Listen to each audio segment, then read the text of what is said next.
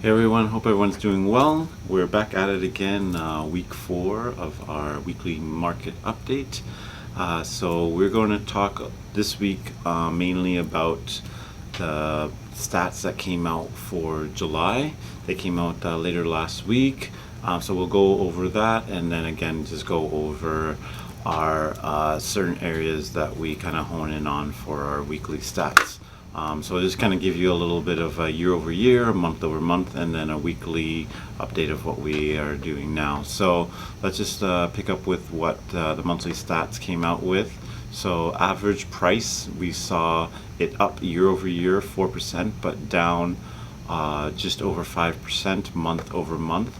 The big number is that homes sold, they are up almost 8% year over year, but month over month they're almost down 30%. So what we've kind of been talking about over the last few weeks is just how we will see, and probably that we are in a little bit of a summer lull where people usually take the summer off, and then plus with the Bank of Canada interest rate hikes really affected I think July's month, and I think we'll kind of continue seeing something similar along the lines for August.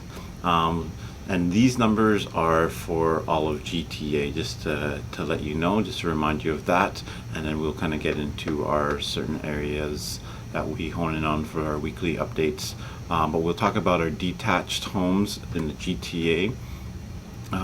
They are up again year over year, but down by just under 7%. They're down just under 6% for month over month in the 905, and they're down 8% in Toronto month over month, but up 8% year over year. So we are seeing that at least we are up from the numbers last year, but again with the summer lull and the interest rate hikes, we're going to see prices dipping down for most home types. Semis, it's pretty similar to detached, almost down 10% month over month for semis in all of GTA. We are down over 10% in Toronto in the 416 month over month, and we're pretty flat compared to last year. Townhomes, we are seeing almost pretty flat month over month, and up about 6% year over year for GTA 905 and the 416. Where we are seeing a little bit of uptick is month over month is in the 905 for the condos month over month, and just around 6% overall.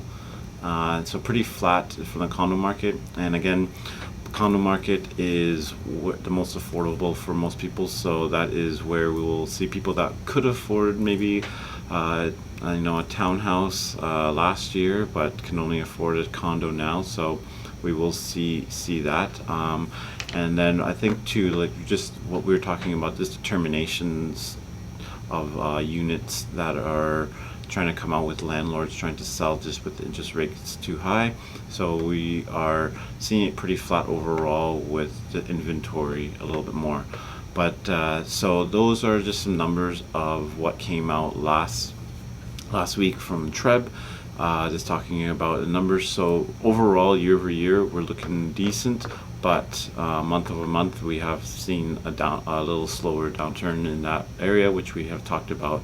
And also, we are seeing slower in pre-construction. So this is going to affect us long term, because if pre-construction builders are slowing down, because that inventory is what we will have for the 2, 3, 4 years from now. So as they slow down, the future inventory, as we get more immigration, is going to be even more competitive. So hopefully we will get some positive feedback from Bank of Canada. I believe the next one is in September, to kind of spring that back up a little bit, so that we do kind of have some more inventory for the future, again, as we do have a lot of people coming in over the next few years immigration wise. So now back to our nitty-gritty of our weekly updates. So we're going to do the downtown surrounding area. We did see a little uptick in the price actually, and we did actually see few active listings, which is interesting. and pretty flat for solds at 38. Because we are seeing the months of inventory down to 2 months, down a little bit from last month, and average days on market are 13, so that's pretty flat. But we did see 36 terminations from that area, so that's interesting to see. And again, there are some higher priced homes and the lower priced homes, so the price is a little bit fluctuating, but it is interesting to see that active listings are down compared to last week. So we'll keep an eye on that for the coming weeks and see if that will partially increase. For condos, pretty flat again across the board. 815, we were at 811 for price last week, and again a downtick in active listings, but we did see 167 terminations. So as I mentioned before, I think we're going to see some terminations a little bit more in the condo market over the next few weeks, just as landlords try and sell their units, and if there's just not as many buyers or people on the sidelines, then they're just going to have to try and suck it up and either terminate it and get it back on for lease, or just hold on to it and see what they can do with that. So sold firms were down a little bit to 76 from 79. We're pretty flat across the board for months of inventory and average days on the market, which is at 23 days on market and at 4 months of inventory, just over 4. So we'll go to the Don Mills area, where we don't see too much activity. Again, price is pretty flat.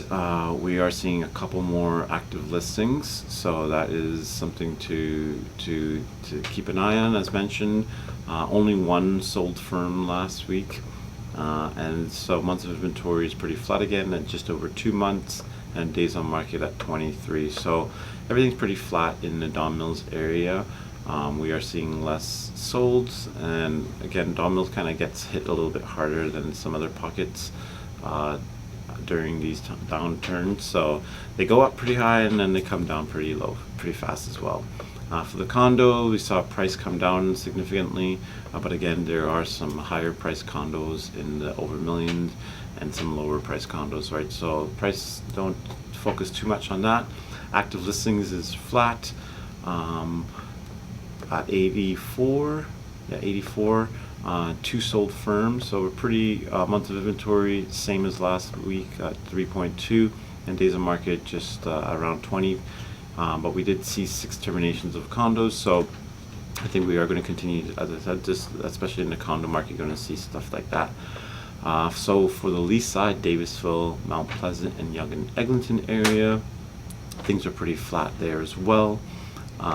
So I just think this is summer months too. We're going to just kind of see it a little bit flatter, and usually a little bit more active listings, but the lease side area is actually down by 10 for active listings and only 3 sold firm, but we did see 9 terminations, so a little bit less than I would have expected with the active listings being down too.